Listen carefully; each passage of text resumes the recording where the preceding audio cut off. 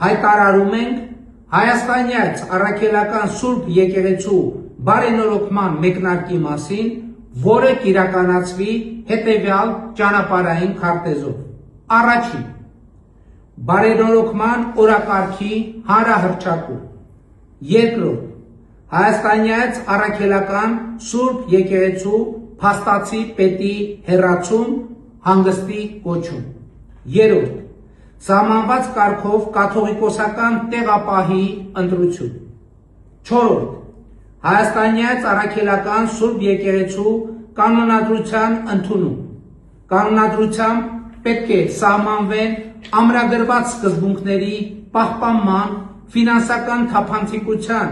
և հոգևորականների բարևարքության ապահովման կառուցակարգեր։ Հինգերորդ, սահմանված կարգով ամենայն հայոց կաթողիկոսի ընտրություն։